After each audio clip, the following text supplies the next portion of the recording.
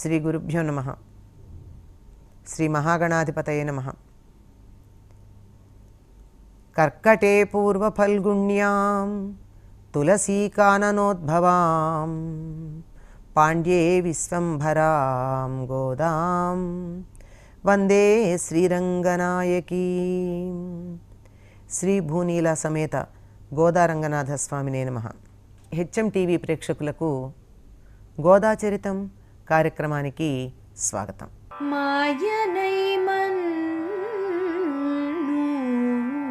వడమధురమై ఇందనై తూయాచరణి యమునై తునై వనై ఆయర్ కుల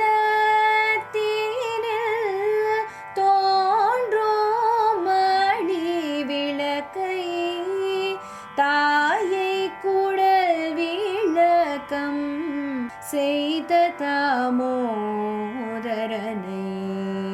துயோமாய் வந்து நாம் தூமல தூவிட்டொழுதோம் வாயினார் பாடி மனத்தினால் சிந்திக்க போய பிழையும் புகுதருவான் நின்றனவும்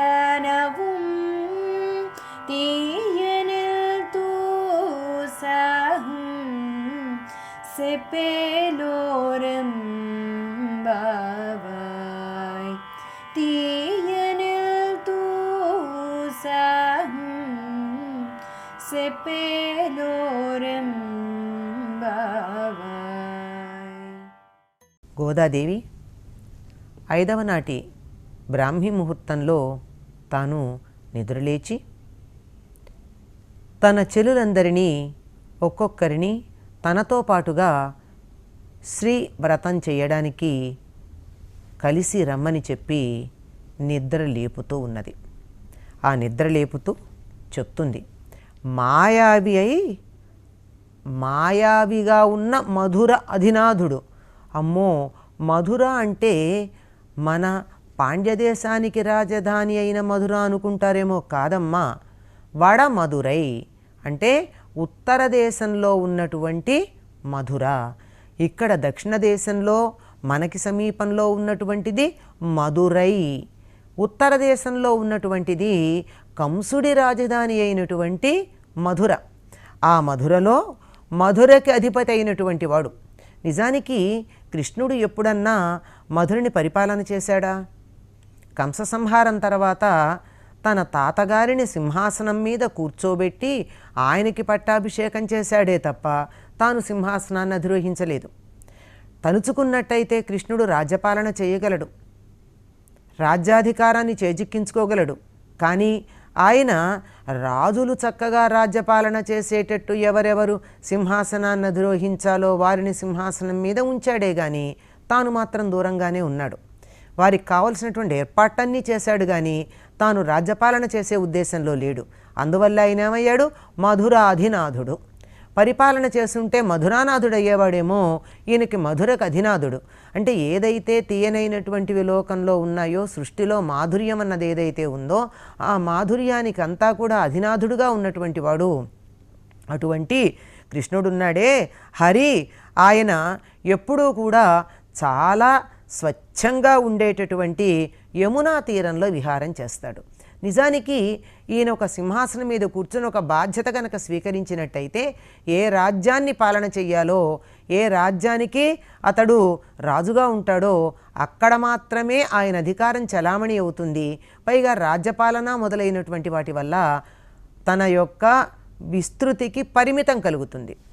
ఒకవేళ మధురా నగరాన్ని ఆయన పరిపాలన చేస్తే ఎంతసేపు మధుర దగ్గర ఆగిపోయి ఉండేవాడు. హస్తినాపురం వెళ్ళడం ఉండేదా, మరొకటి ఉండేదా? ఎప్పుడైనా తన యొక్క కార్యక్రమాన్ని విస్తరించదలుచుకున్నటువంటి వారు ఒక్క చోట పట్టుకుని అధికారమో పెత్తందారో ఏదో ఒకదాన్ని పట్టుకుని ఆగిపోరు. కానీ ఆయన మధురకి అధినాథుడు, మధురకి మాత్రం రాజుకాడు. మరి అయితే మధుర గురించి ఎందుకు చెప్పాలి? కారణం ఏమిటంటే అక్కడ ఉన్నటువంటి యమునా నదికి ఉన్నటువంటి స్వచ్ఛమైన తీరాల్లో ఎప్పుడూ కూడా విహారం చేస్తూ ఉంటాడు. యమునా విహారి ఆయన గోపాల వంశానికి మణిదీపం లాంటివాడు. అంటే యదువంశంలో ఈయన వంటి గొప్పవాడు మరొకళ్ళు లేరు. ఇవాళ యదువంశాన్ని గురించి చెప్పుకుంటూ ఉన్నామంటే అంటే దరిదాపుల్లో 5000 సంవత్సరాలు దాటిపోయినా ఇంకా మనం యాదవుల గురించి ఘనంగా చెప్పుకుంటున్నాము అంటే, యాదవ వంశం గొప్పది అనుకుంటున్నామంటే దాన్ని ప్రకాశమానంగా చేసేటటువంటి ఒకానొక మణిదీపం అక్కడ ఆ యాదవ వంశంలో ఉద్భవించటం జరిగింది. దీపం అంటే కాంతినిచ్చేది, మణిదీపం అంటే మణిలాగా కాంతినిచ్చేది. మణి అంటే ఏమిటి అంటే ఏదైతే ఇతరమైన సహాయం లేకుండా చక్కగా స్వయం ప్రకాశకత్వాన్ని కలిగి ఉంటుందో అది మణి. అంటే ఈ మణులు బాహ్యమైనటువంటి ఒత్తి వేయడము, నూనె వేయడము, దీపం వెలిగించటము అంటే అగ్ని అక్కర్లేదు, బాహ్యమైనటువంటి సమిధలు అక్కర్లేదు, కావలసిన తైలం అక్కర్లేదు, ఇవేవీ లేకుండా స్వయంగా వెలగగలిగినటువంటివి మణి. అటువంటి మణిలాంటి దీపము ఆ మణిలాగా దీపంగా ప్రకాశిస్తూ ఆ ప్రకాశం వల్ల మొత్తం ఈ యాదవ వంశాన్ని పేరు ప్రఖ్యాతులు వచ్చేటట్టుగా ప్రకాశమానమయ్యేటట్టుగా చేసినటువంటి వాడు తల్లి కడుపున చల్లని వెలుగు దామోదరుడు. ఈయన తల్లి కడుపు చలవ. ఈ పదం మనం చాలా గొప్పగా వాడుతూ ఉంటామండి.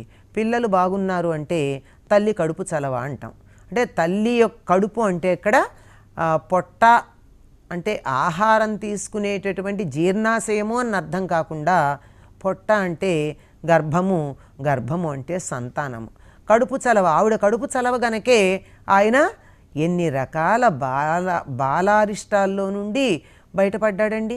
17వ రోజు వచ్చిందో లేదో, అంటే పురుడిలా వెళ్ళిందో లేదు, ఇంకా పూర్తిగా నెలపురుడు కూడా వెళ్ళలేదు, అప్పుడే మొదలైంది పూత వంటి బాలఘాతకి అతన్ని సంహరించే ప్రయత్నం.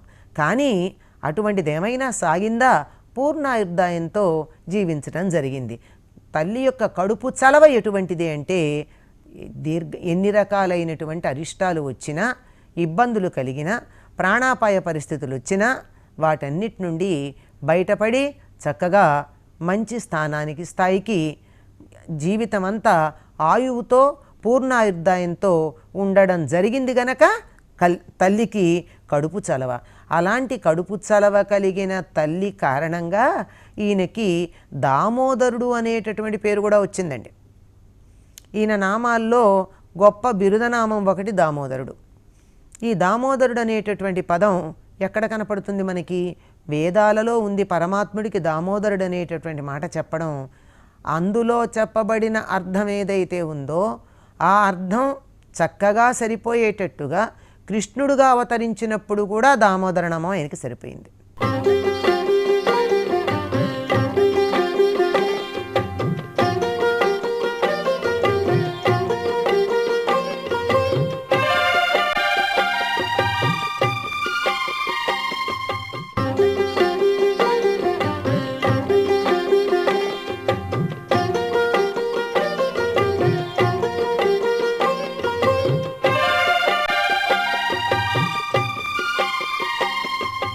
దామోదరుడు అంటే దామము ఉదరమునందు కలవాడు.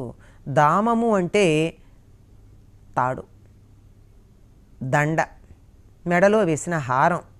మనం మామూలుగా అర్థం ఏం చెప్పుకుంటాం? మెడలో హారం ఏదైనా వేస్తే పొట్టదాకా హారం కలిగినవాడు. మనం మామూలుగా మెడలో కంఠానికి ఇంతవరకు హారాలు వేసుకుంటాం, ఇంతవరకు వేసుకుంటాం, గుండెల దాకా వేసుకుంటాం, లేదా నాభి దాకా ఉండేటటువంటి చాలా కొద్ది మందికి ఉంటాయి. అట్లా కాదు, దానికి దిగువగా మనం పొట్టాని చెప్పేటటువంటి భాగం ఏదైతుందో ఉదరం, ఆ ఉదరం దాకా దామం పూలదండలు కలిగినవాడు. ఎక్కడైనా సరే మనం కృష్ణుడి యొక్క విగ్రహాన్ని గనక గమనించినట్టయితే, ఆయన రూపాన్ని చూసినట్టయితే మెడల్లో చాలా పెద్దదైనటువంటి వనమాల ధరించి ఉంటాడు. మళ్ళీ వనమాల అంటే కూడా అర్థం వేరుందండి. వనమాల అంటే రకరకాలైనటువంటి పువ్వులు, పరిమళభరితమైనటువంటి ఆకులు కలిపి కట్టినటువంటి పూలమాలకే వనమాల అని పేరు. అంటే అందులో మనం ఈ రోజుల్లో అనుకుంటూ ఉంటాం, మల్లెపూలల్లో మరువమో ఒకప్పుడు దవనం బాగా ఉంటూ ఉండేది, ఇప్పుడు మనకి లభ్యం కావడం లేదు. కానీ దవనమో, మాచిపత్రి, ఇలాంటి పరిమళం ఉన్నటువంటి పత్రాలు కూడా చేర్చి ఒక దండ కడితే దాన్ని వనమాల అంటాం. ఈ రోజుల్లో కదంబం మొదలైనటువంటి పేర్లతో పిలుస్తున్నాం. రకరకాల పూలు ఉండాలి, రకరకాల ఆకులు ఉండాలి. అటువంటి వనమాలని ఎంత దాకా నాభికి దిగువ భాగంలో ఉండే పొట్టదాకా ధరించినటువంటి వాడు ఆయన. అందుకని దాన్ని దామోదరుడు అనేటటువంటి పేరుతో పిలుస్తారు అన్నారు. నిజానికి ఆయనకి దామోదర నామం అంత పెద్ద హారం ధరించినందువల్ల వచ్చింది అని చెప్పేదానికన్నా అసలు విషయం వేరే ఉందండి. వాళ్ళ అమ్మ చేత దామం అంటే తాడుతో కట్టబడ్డవాడు. దామం అంటే మచ్చ అని కూడా కొంతమంది అర్థం చెప్తారు. అది ఎక్కువ మనకి విశిష్టంగా కనపడకపోయినా. ఎందుకుట అంటే ఆయన పొట్ట దగ్గర ఓ మచ్చ ఉంటుందిట. ఈ మచ్చ ఏమిటి అంటే చిన్నప్పుడు వాళ్ళమ్మ తాడుతో కట్టేస్తే ఆ కట్టేసినటువంటి గుర్తు పొట్ట మీద మిగిలిపోయిందిట. నిజానికి ఏ తల్లి అయినా పిల్లల్ని అంత గట్టిగా తాడు ఒరుసుకుపోయేటట్టుగా, నొప్పి కలిగేటట్టుగా, గాయం కలిగేటట్టుగా, మచ్చపడేటట్టుగా చేస్తుందా? లేదు. కానీ ఈయన మాత్రం అలా గుర్తుగా పెట్టాడు.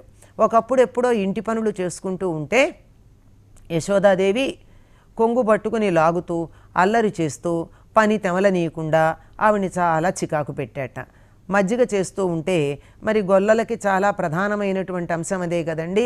వెళ్ళి పాలు తీసుకురావడం, పాలు కాచటం, చల్లారిన తర్వాత తోడు పెట్టడం, ఇవాళ సాయంకాలం తోడు పెట్టినటువంటి పెరుగుని మర్నాడు చిలికి వెన్న తీయడం, ఇవి వాళ్ళ నిత్యకృత్యమైనటువంటి కార్యక్రమాలు. వీటిని వేటిని చేయనీయటం లేదుట. చేయనీయకపోతే మరి పిల్లవాడిని మందలించలేదు, ఒక్క దెబ్బ వేయలేదు, మాట అంటే అర్థమయ్యేటటువంటి వయస్సు కాదు. అందుకని ఏం చేసిందిట, ఒక తాడు తెచ్చి ఆ తాడుతో కట్టి అక్కడ రోటికి కట్టి పెడదాము అనుకుంది. అనుకుంటే ఈవిడ తాళ్ళు తెస్తోందిట, కడుతోందిట. ఎంత కట్టినా ఇంట్లో ఉన్న ఎన్ని తాళ్ళు తెచ్చినా ఈయనది కట్టడానికి వచ్చేటప్పటికి 2 అంగుళాలే తక్కువ అవుతూ ఉందిట. ఆవిడికి ఆలోచన రావాలి కదా, ఇంతాక 2 అంగుళాలు తక్కువైతే ఇప్పుడు ఇంత బారు తాడు తెచ్చాను కదా, ఇంత బారు తాడు తెస్తే మళ్ళీ 2 అంగుళాలు ఎందుకు తక్కువైంది అని ఆవిడ ఆలోచన చేయలే. మళ్ళీ పెడుతోంది ఇంట్లో ఉన్న తాళ్ళు. ఎందుకంటే గొల్లల ఇళ్లల్లో చాలానే తాళ్ళు ఉంటాయి. పశువులను కట్టేయడానికి పనికొచ్చేవి, పెరుగు తరచడానికి కావలసినటువంటి తరితాళ్ళు అంటారు, కవ్వానికి కట్టేటటువంటి తాళ్ళు, ఉట్టెలు కట్టుకోవడానికి మరొకటి. వ్యవసాయదారుల ఇళ్లల్లో తాళ్లకు కొదవే ఉండదు. ఇంట్లో ఉన్నటువంటి తాళ్ళన్నీ పట్టుకొస్తోంది, ఆయన కట్టేస్తూ ఉంది. ఒక తాడికి ఒక తాడు కట్టేస్తూ ఉన్నా 2 అంగుళాలు మాత్రమే తగ్గుతున్నాయి. చిట్ట చివరికి ఆవిడికి ఆ తాళ్ళు తెచ్చి కట్టి ఈ లోపల పారిపోలేదండి. అది విచిత్రం. ఇంత ఒక తాడికి ఇంకో తాడు కట్టి బంధించే ప్రయత్నం చేస్తూ ఉంటే అలా పరుగు పెడుతూ ఉంటేట చెమట పట్టి ఇలా చెమట కారిపోయిందిట. ఇలా చెమటని చేత్తో ఇట్లా తుడుచుకుంటోందిట. అంటే పని మానకుండా ఈ చేత్తో మళ్ళీ ఇలా తుడుచుకుంటే కష్టం, అందుకని ఈ చెయ్యి వెనక భాగంతో ఇట్లా తుడుచుకుంటోంది, పరుగు పెడుతూ ఉంది, తీసుకొస్తూ ఉంది. ఇలా ఉంటే చిట్ట చివరికి ఆ అమ్మ అలిసిపోయి కట్టుబడరా అని అందిట. అనంగానే కట్టుబడ్డాడు.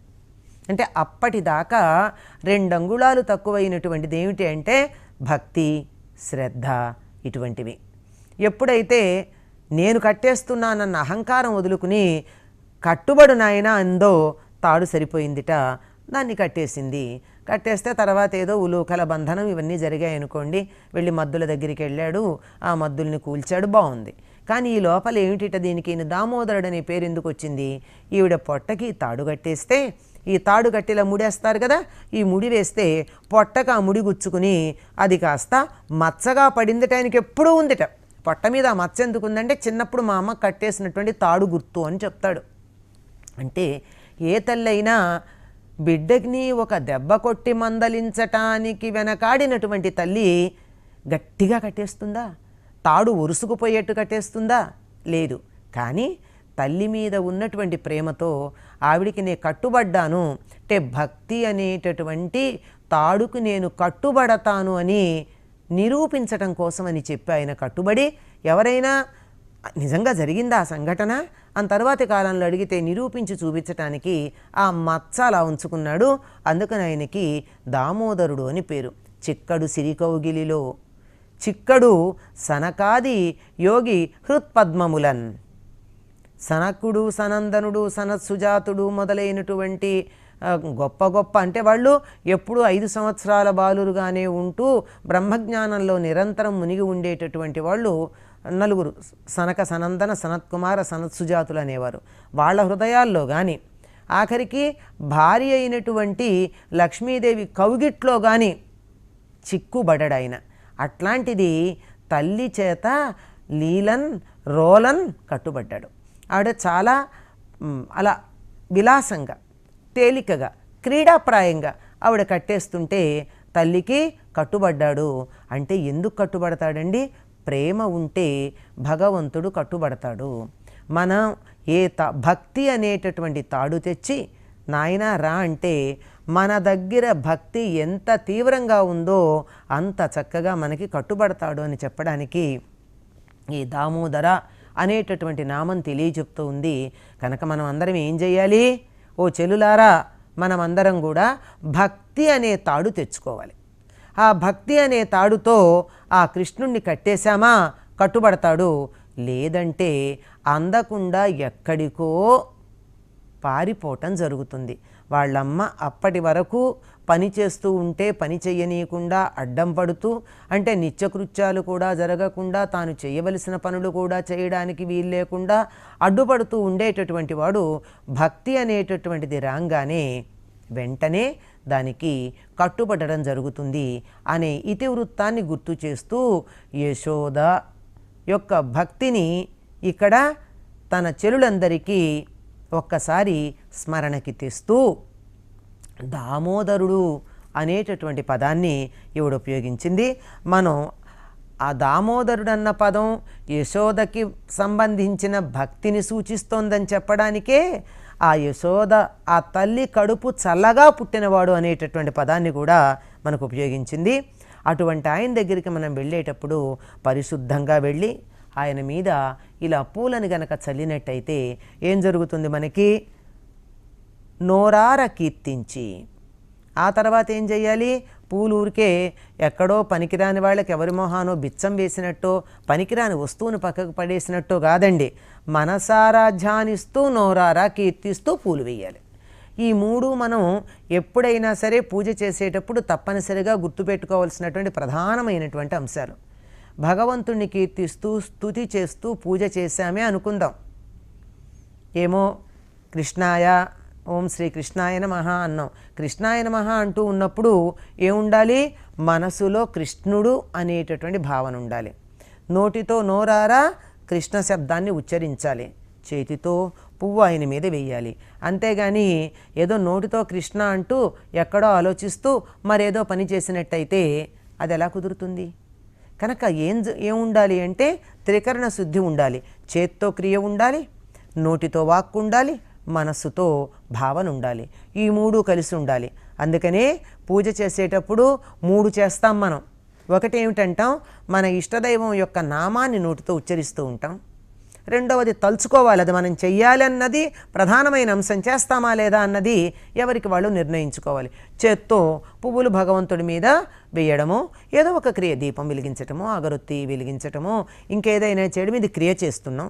నోటితో మాట అంటున్నాం, పేరు ఉచ్చరిస్తున్నాం, మనసులో తలుచుకుంటున్నాం. ఈ 3 కలిసి ఉండేటట్టుగా ఉండాలి. అలా గనక చేసినట్టయితే ఏమవుతుందంటే ఆగామి సంచిత ప్రారబ్ధ కర్మాలన్నీ కూడా నిప్పులో వేసినటువంటి దూది పింజల్లాగా భస్మమైపోతాయి. ఏది మనకి మిగిలి ఉండదు.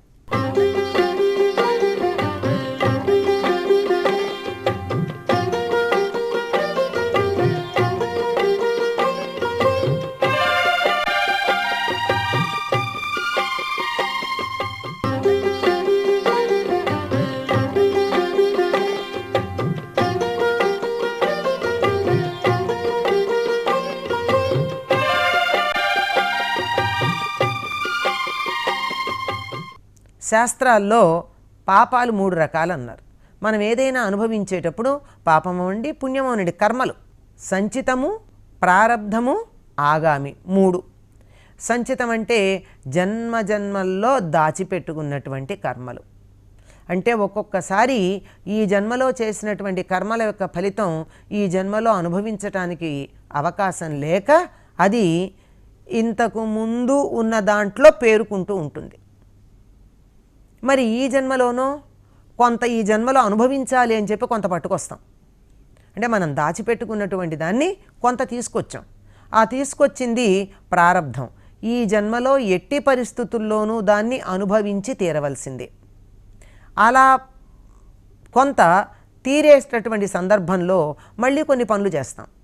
ఈ పనులు చేసేది ఏమవుతుంది అంటే ఇది ఈ జన్మలో ప్రారబ్ధాన్ని అనుభవించి ఇప్పుడు చేసేటటువంటిది ఏదైతే ఉందో దానిని కూడా మనం అనుభవించామా సరి, లేకపోతే ఏమవుతుంది అది వచ్చే జన్మలకి వెళ్ళిపోతూ ఉంటుంది. ఈ సంచితంలో దాచిపెట్టుకున్న దాంట్లో కొంత పట్టుకొచ్చిన దాంట్లో కొంత అనుభవించాం. ఈ అనుభవించేటప్పుడు మరికొన్ని పనులు చేసాం. ఈ పనులు చేసినటువంటి ఫలితం వెళ్ళి ఆ సంచితంలో కలుస్తుంది. ఇది పేరుకుంటూ ఉంటుంది. ఇది ఎప్పటికన్నా మొత్తం ఖాళీ అవుతుందా? కర్మంతా పరిహారం అవుతుందా? అన్ని కర్మలు ఖాళీ అయిపోయి ఇంకా మళ్ళీ నువ్వు జన్మ ఎత్తవలసినటువంటి పని లేదు అనేటట్టుగా మొత్తం అంతా కనపడుతుందా? అంతా అసలు ఖాళీ అయిపోవాలి, ఏమి ఉండకుండా అవుతుందా అంటే కొంచెం కష్టమే మామూలుగా అయితే. కానీ మనకేం పర్వాలేదమ్మా. మనందరికీ కూడా ఆ కర్మలన్నీ సంచితం పోతుంది, ప్రారబ్ధం పోతుంది, ఆగామి ఉండనే ఉండదు. ఈ మూడు లేకుండా పోతాయి. ఎట్లా అంటే బోలెడు పత్తి ఉంది, ఒక పర్వతం అంత పత్తి ఉందనుకోండి. అంత పర్వతం అంతటువంటి పత్తిలో కూడా చిన్న నిప్పు కణం చాలు, పెద్దదక్కర్లేదు. పర్వతం అంత పత్తిని కాల్చటానికి పర్వతం అంత అగ్నక్కర్లా. ఎంత అతి చిన్నదైన ఒక చిన్న రవ్వ, పంచదార పలుకంత రవ్వ, బియ్యపు రవ్వంత రవ్వ, అంత చిన్న నిప్పు కణం చాలు బ్రహ్మాండమైనటువంటి దూది పర్వతాన్ని ఏమీ మిగలకుండా సమూలంగా దగ్ధం చేయడానికి. అటువంటి రవ్వ ఎవరు అంటే నీవారశూకవత్తన్వి పీతాభా అస్వత్యనూపమా అని భగవంతుడు మనలోనే ఎంతగా ఉంటాడని చెప్పారంటే నీవారశూకమంత చిన్నగా ఉంటాడు. అంటే వరి గింజ మీద ఉండేటటువంటి మొలక, వరి ముళ్ళు అంటారండి. ఆ ముళ్ళు ఉంటేనే అది మొలుస్తుంది, లేకపోతే వడ్ల గింజ మొలవదు. ఆ మొలక ఎంత ఉంటుందో అంత చిన్నదిగా ఉంటాట మనలోనే భగవంతుడు. అటువంటి వాడు మనలో ఉన్నటువంటి వాడు మనకు గుర్తున్నాడు, కానీ ఆయన లోపల పెట్టేస్తున్నాం. దాని మీద ఉన్నటువంటి పొరలు కానీ మనం నెమ్మదిగా తొలగిస్తే అది ఆ చిన్న నిప్పు రవ్వ బ్రహ్మాండమైనటువంటి అగ్ని అయి మన పాపరాశులని దగ్ధం చేస్తుంది. మనకి చెప్పిన 3 రకాలైనటువంటి కర్మల్ని కూడా సమూలంగా ఏమాత్రం మిగిలి ఉండకుండా, కించిత్తు కూడా లేకుండా సమస్తాన్ని నశింపచేస్తుంది. లేచి రండమ్మా, మనం వెళ్ళి స్నానము చేద్దాము. స్నానం చేసి పూలు కోసి ఆ పూలతో మాలలు కట్టి పుష్పకైంకర్యం అంటే ప్రీతి కలిగినటువంటి కృష్ణుణ్ణి మనం సేవించుకుందాము రండి అని చెలులన్నీ నిద్రలేపుతూ ఉన్నది గోదాదేవి. ఇందులో ఇక్కడ మనకు చిన్న సందేహం రావచ్చు. ఈ గోపికలు ఏమిటండి? గోదాదేవి తనని తాను గోపికగా భావించుకుని తన చెలులందరినీ కూడా గొల్లపల్లెలో ఉండేటటువంటి గోపికలుగా, గోపకాంతలుగా భావించి తన గ్రామమే గొల్లపల్లెగా భావించుకుని మొత్తం అంతా ఈ భావనలోనే ఈ వ్రతాన్నంతా కొనసాగిస్తూ ఉంది కదా. మరి అటువంటప్పుడు ఈ ఆగామి, సంచితము, ప్రారబ్ధము ఇలాంటి పదాలన్నీ వాళ్ళకి ఎలా తెలుసండి గొల్లపల్లెలో ఉండేటటువంటి గోపికలకి? అంటే వారి గ్రామానికి కూడా సాందీపని, గర్గుడు మొదలైనటువంటి పండితులు వస్తూ ఉండేవారు కదా. వచ్చి అక్కడ వాళ్ళకి రకరకాలైనటువంటి బోధలు చేస్తూ ఉండేవారు కదా. ఆ బోధలన్నీ వీళ్ళు వినేవారు. ప్రత్యేకంగా గొల్లపల్లెలో ఉన్నటువంటి వారందరూ వెళ్ళి వేదాధ్యయనం చేశారా? పొలాల్లో పని చేసుకునేవాళ్ళు మనకి తెలియదు, చేశారో లేదో. ఒకవేళ చేయకపోయినా నష్టమేం లేదు. వాళ్ళకి కావలసినటువంటి జ్ఞానం అంతా ఋషులు వచ్చి అందిస్తూ ఉండేవారు. నిష్కల్మషమైనటువంటి హృదయాలు కలిగిన ఆ గొల్లపల్లెలో ఉన్నటువంటి గొల్లలందరూ తమకి పెద్దలు చెప్పినటువంటి బోధలనన్నింటినీ కూడా యథాతథంగా స్వీకరించి పరిపూర్ణంగా విశ్వసించి వాటిని ఆచరణలో పెడుతూ ఉండేవారు. అందుకే వారికి ఎటువంటి కర్మలు లేవు. మనకి ఉండవు అని వాళ్ళు చెప్పినటువంటి మాట ఇక్కడ గోదాదేవి మనకి చెప్పింది. నిజంగా గోపికలకి కర్మరాహిత్యం జరిగిందా? జరిగే ఉంటుంది అని మనం నమ్మాలి. ఎందుకని? వాళ్ళ వలె వ్రతాచరణ చేసినటువంటి గోదాదేవికి ఎటువంటి కర్మలు మిగలలేదు అనడానికి ఉదాహరణ ఆవిడ సశరీరంగా వెళ్ళి రంగనాథుల్లో ఐక్యం కావడం. ఇది మనకి ఈ రోజుల్లో వెంటనే నమ్మడానికి మనసు ఒప్పుకోదండి. ఎవరైనా సరే ఒక మానవ శరీరంతో ఉన్నటువంటి ఒకానొక ఆకృతి, స్త్రీ కావచ్చు, పక్కనున్నటువంటి విగ్రహంలో అందరూ చూస్తూ ఉండగా లయమైపోయింది అంటే ఎలా నమ్ముతాం? జరిగింది. నమ్మి తీరాలి. ఎందుకంటే జరిగినటువంటి సంఘటన గనక. ఇదేమీ ఎవరూ లేకుండా ఎక్కడో అభూత కల్పనగా జరిగింది కాదు, వాస్తవంగా జరిగింది. అలా జరిగింది అంటే ఏం జరిగింది? గోదాదేవికి ఎటువంటి కర్మ శేషం లేదు. స్వోచ్చిష్టమాలిక బంధగంధబంధురజిష్ణవే విష్ణుచిత్తతనూజాయై గోదాయై నిత్యమంగళం. మాదృశా కించన త్రాణబద్ధ కంకణపాణయే విష్ణుచిత్తతనూజాయై గోదాయై నిత్యమంగళం. నిత్యభూషా నిగమశిరసా నిస్సమోత్తుంగవార్తా కాంతో యస్యాః కచవిలలితై కాముకోమాల్యరత్నై సూక్త్యా యస్యాః శృతిసుభగయా సుప్రభాతా ధరిత్రీ సైషా దేవీ సకలజననీ సించతాం మామపాంగైః. మాతా చేత్ తులసీ పితా యది తవ శ్రీ విష్ణుచిత్తో మహాన్ భ్రాతా చేద్యతి శేఖర ప్రియతమ శ్రీరంగధామా యది జ్ఞాతారస్తనయాస్త్వదుక్తి సరసస్తన్యేన సంబద్ధితాః గోదాదేవి కథం త్వమన్యమనిశం సాధారణా శ్రీరసీ. స్వస్తి.